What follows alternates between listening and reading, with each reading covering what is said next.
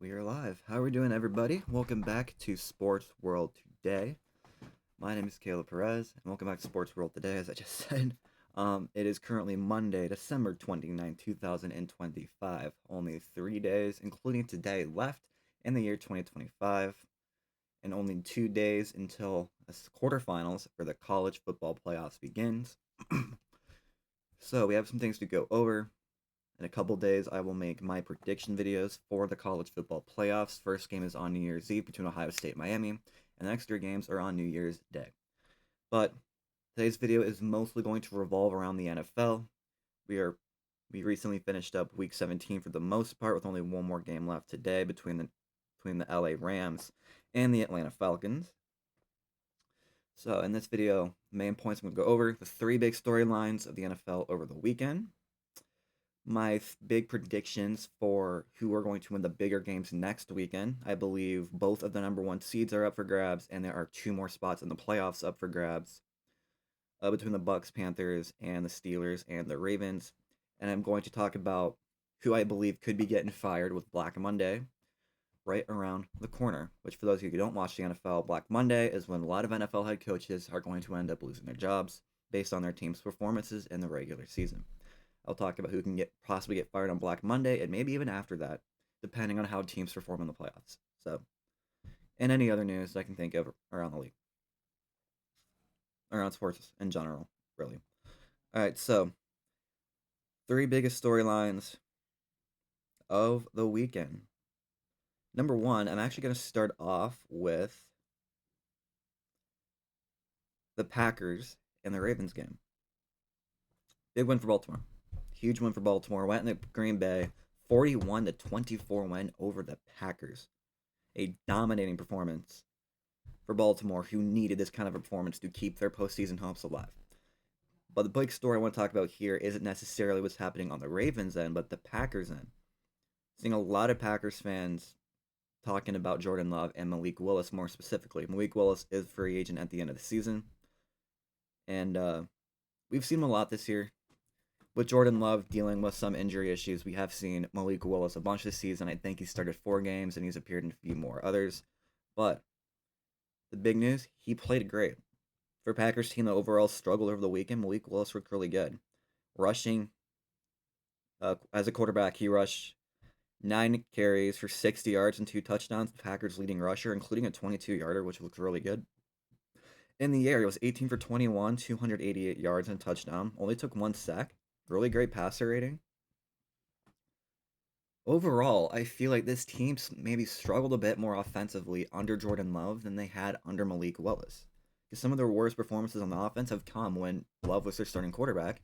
And now here we have this weekend. Packers had a rough game. Malik Willis was by far their best player. So now we're seeing conversations amongst Packers fans about whether or not Malik Willis should be the starting quarterback going forward. Because based on what I'm seeing in the Packers community, they believe that Malik Willis has been able to get the Packers to move the ball better than Jordan Love has. Now, personally, I think they're going to stick with Jordan Love. I feel like there's a reason they paid him all that money. Even if he hasn't gotten the best results this year, another year could change that. He's dealt with injuries. Maybe another year, and maybe just another offseason, just getting healthy again and getting back to his game could be good for Jordan Love. Because after all, the Packers are red hot beginning of the season. This is a team that went into Dallas and scored 40 points. Even if Dallas' defense isn't the best, it takes a lot to score 40 points these days. But yeah, I think we'll stick with Jordan Love, but this does look really good for Malik Willis, who has definitely found his game ever since those rough days in Tennessee. And he is a free agent. So, if there's anything these performances are going to do for Malik Willis, it's going to increase his value, and it's most likely going to put Malik Willis' name in the conversation for teams looking for quarterbacks this offseason. What is the second biggest storyline?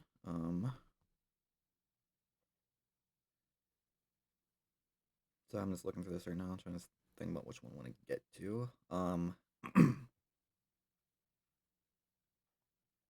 gonna save Sunday Night Football for last. I will talk about Sunday Night Football, but I feel like that deserves its own thing. Wow, what a Sunday Night Football game we got. Second biggest storyline. What a turnaround for the Jags. That's what I'll say.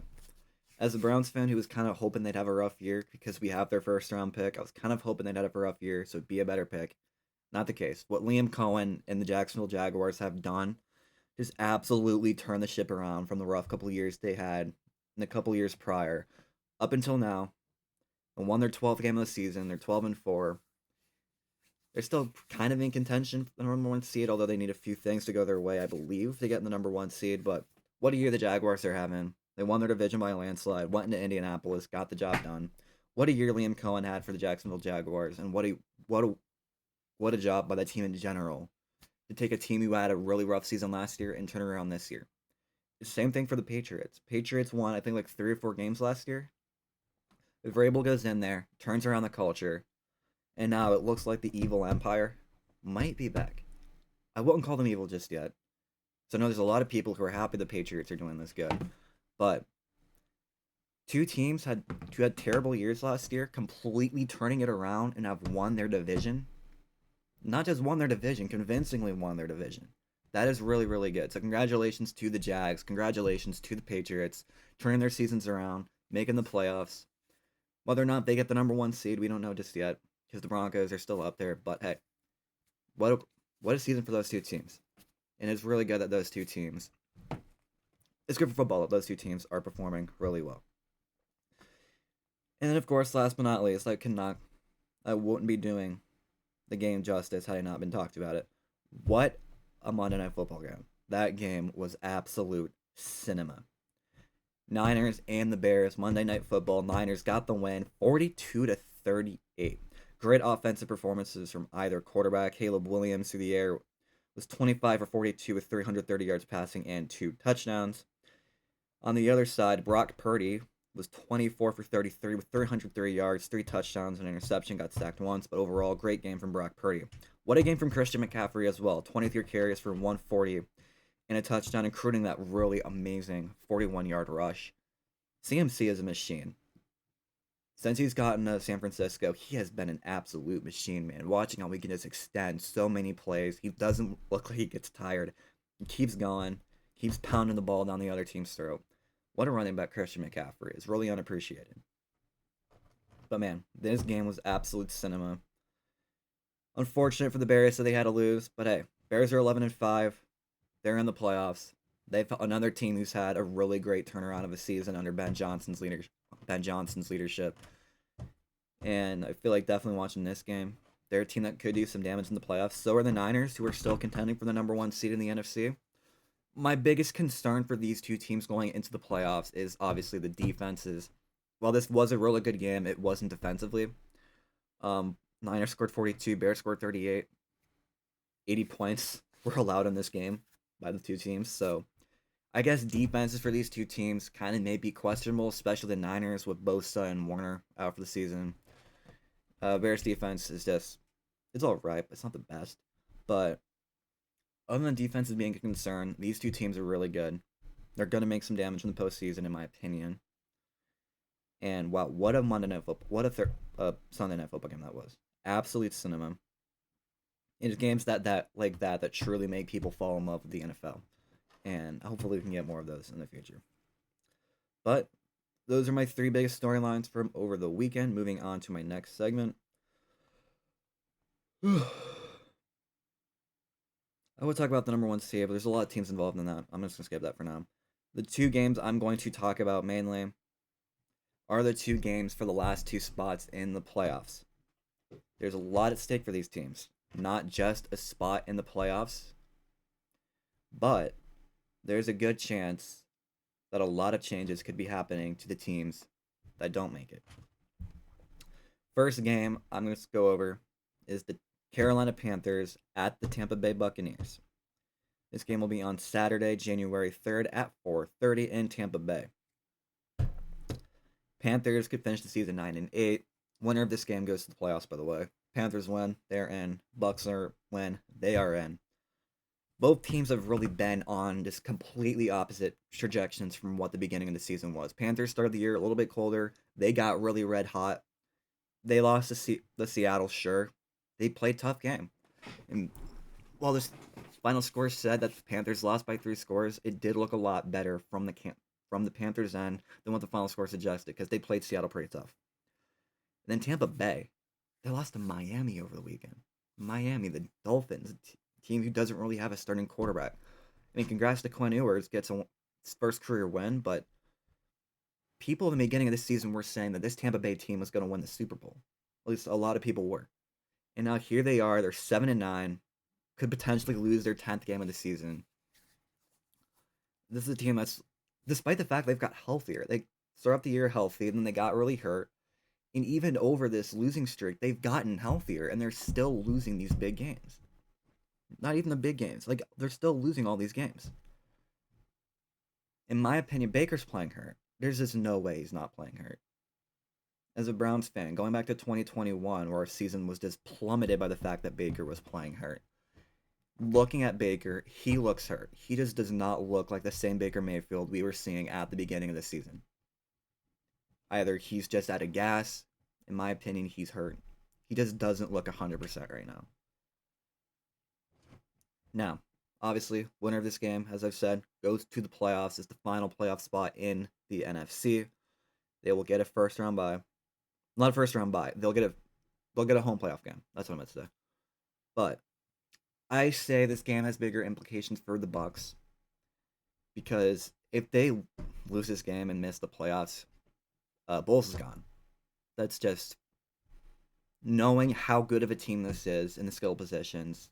A rookie of the year contender in Ibuka, two great receivers in Godwin and Mike Evans, a really solid running back in Bucky Irving. Baker Mayfield had been playing really good. That solid defense.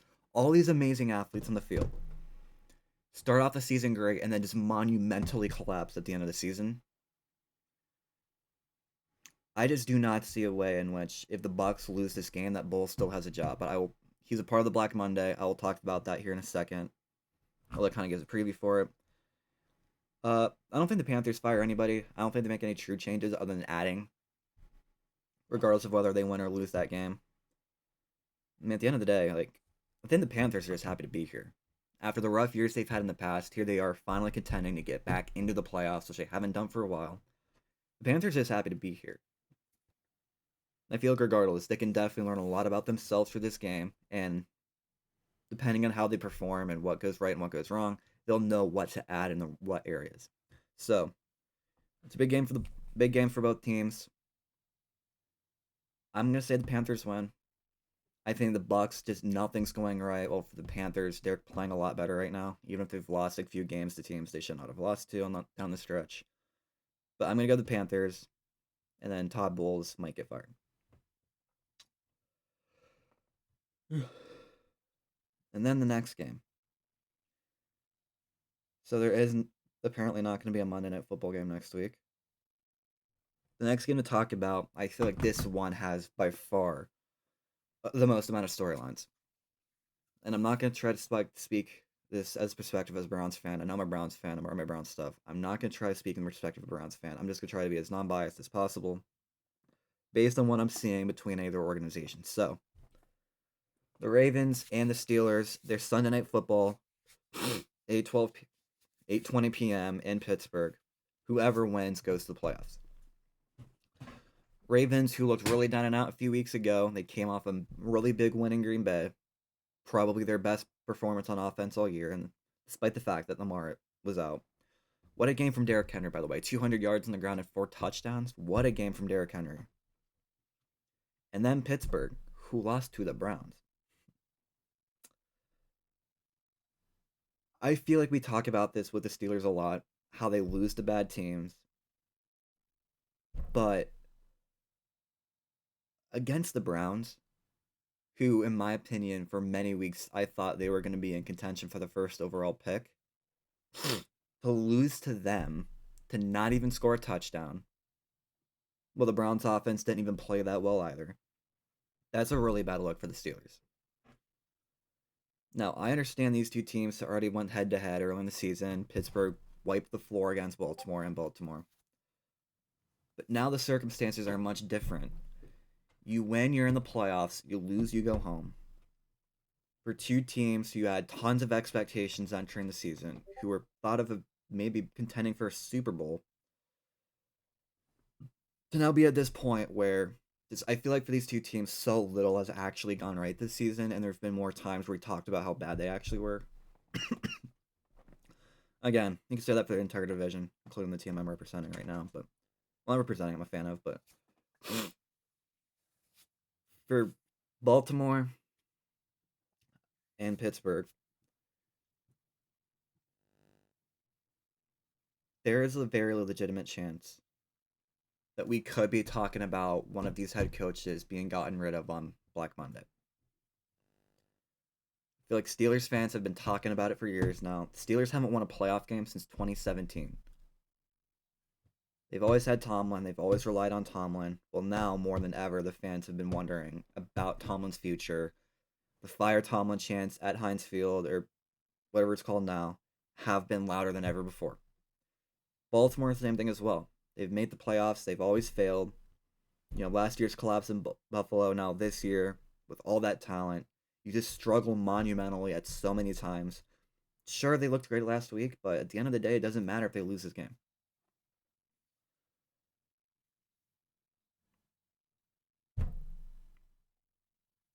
Heads will roll.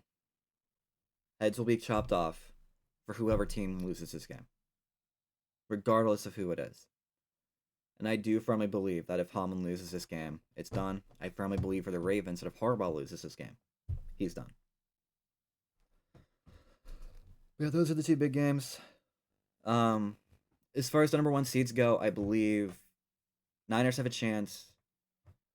Seattle has the number one seed right now. I personally think Seattle gets the number one seed in the NFC. I feel like they've played really well down the stretch.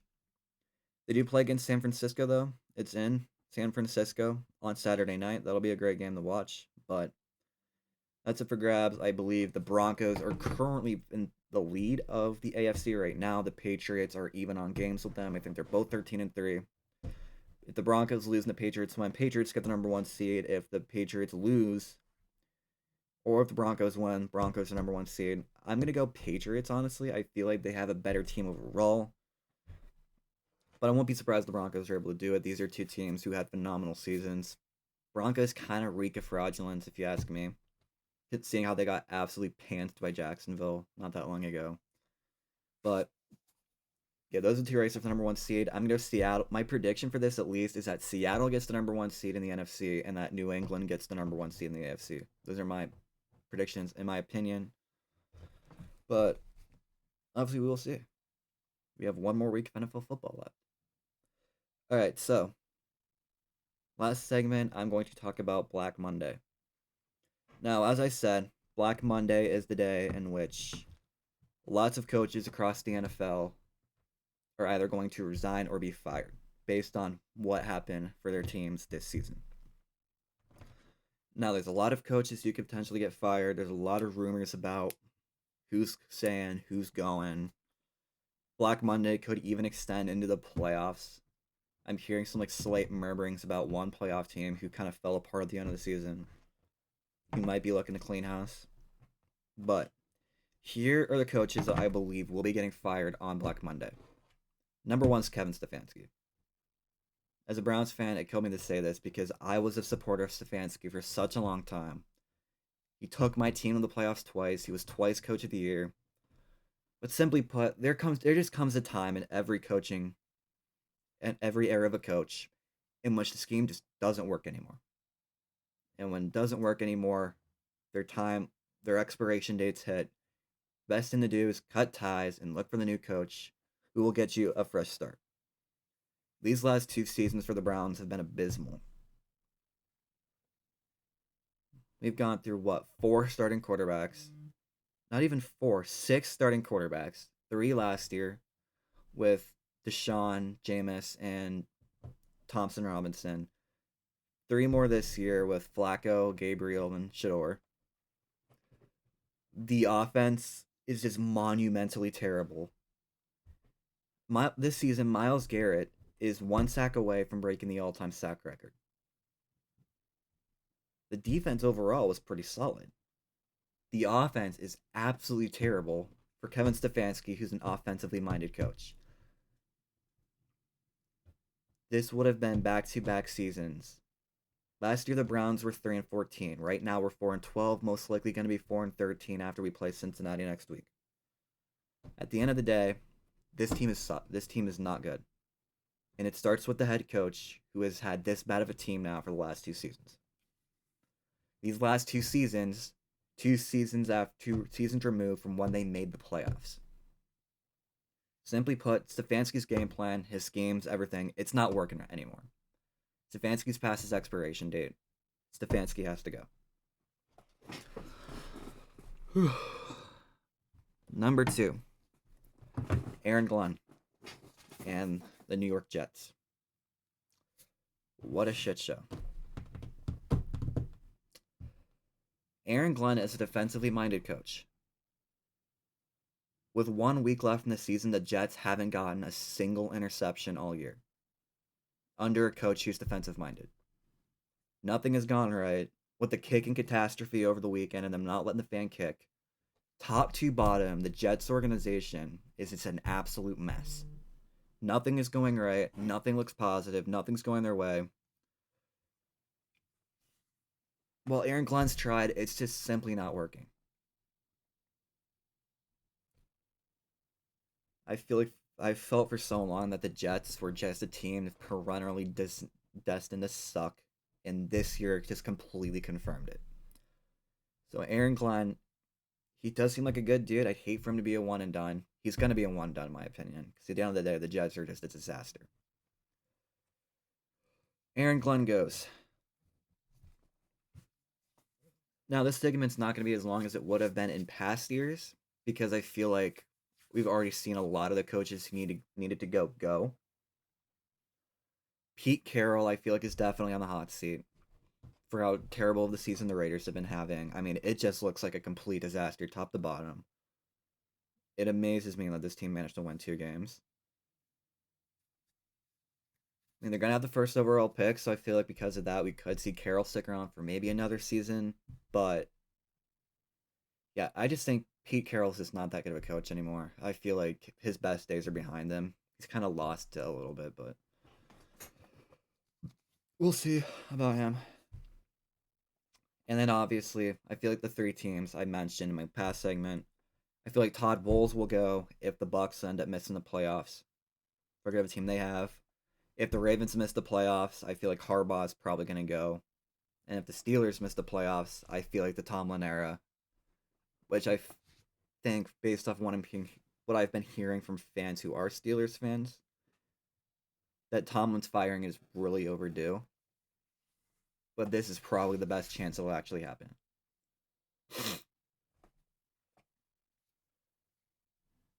I actually do have one that may be past Black Monday. I've heard some murmurings that maybe Matt LaFleur in Green Bay might be going if the Packers have a really bad first round. Yet again, that's a really, really, really big maybe. I don't see LaFleur getting fired personally, but some Packers fans do, so I feel like I kind of had to mention him. And obviously, I mentioned the other guys. Let me just take one more look at the standings real quick.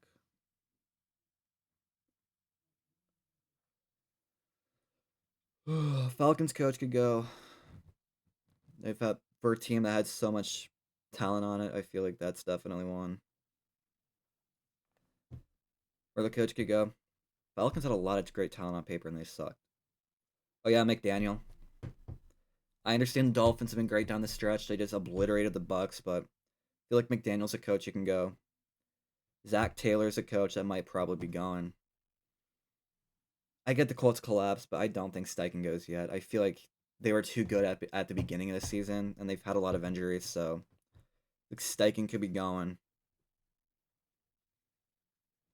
I don't think Andy Reid gets fired. I think he's more likely to retire if he doesn't come back another season. I think he will. I think Andy Reid's gonna have one more season personally, but I've heard some people say that Andy Reid might just retire. They wouldn't fire him. Well, the season was rough. It wasn't bad enough to be fired, but I could see Andy Reid possibly retiring. I don't think Dan Quinn gets fired. Giants already fired their head coach. Cowboys aren't firing anybody. The Lions and Vikings aren't going to fire anybody. Saints probably won't. Falcons might. I think the Falcons should. I feel like their head coach just for how talented the team is. Monumentally underachieved. Um,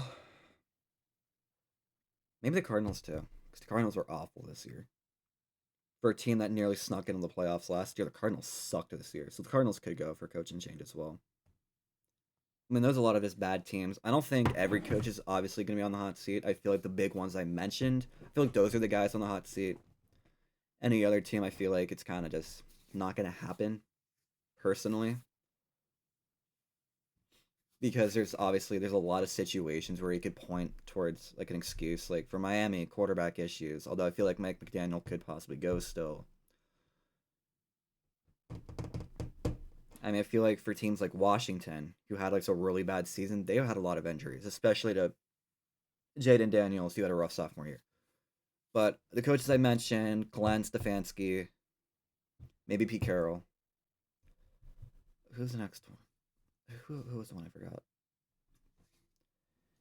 Yeah, Glenn Stefanski, Carroll, the coaches who could potentially be fired if they miss the playoffs, and then the more obsolete one, most likely not going to happen in my opinion, but maybe Matt LaFleur if the Packers have a rough postseason, maybe LaFleur will come.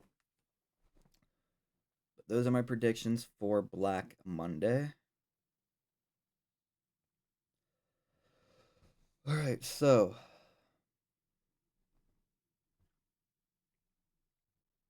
one last thing I will do. We will go into Monday Night Football. It is between the LA Rams and the Atlanta Falcons in Atlanta tonight at 8:15. Rams are 11-4, could be 12-4, could potentially still have. It's more of a long shot, but they still do have a chance at the number one seed in the NFC. Falcons are out, just fighting for pride at this point. Let me check FanDuel real quick. 1 second, let me get FanDuel up.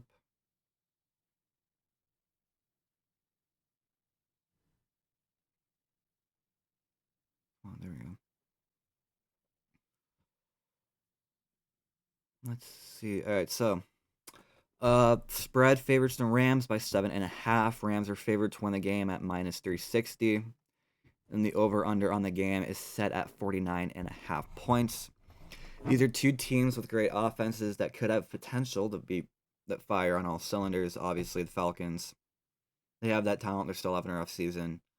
I would personally go the over for this game. And then I'm going to go.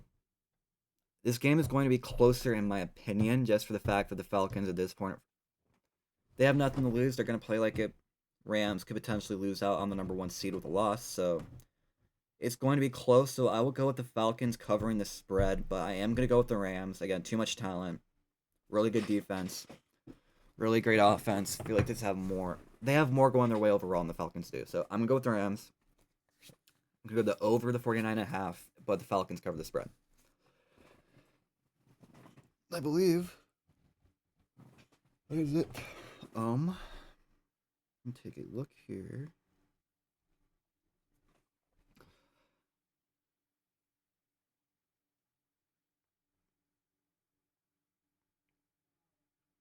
I don't believe there's anything other big news. Yeah, prayers up to Anthony Joshua. Obviously, there was that big car crash in Nigeria. A couple people lost their lives. So, prayers to the families involved. Prayers to Anthony Joshua and his family. And pray for their safety. I pray for their health. Terrible situation in Nigeria.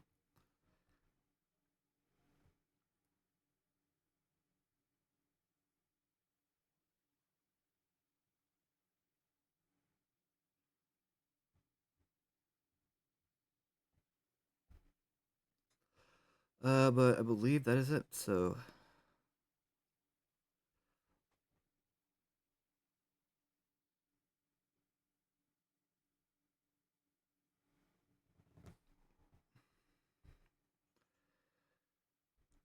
Michigan quarterback Davis Warren plans to enter the transfer portal.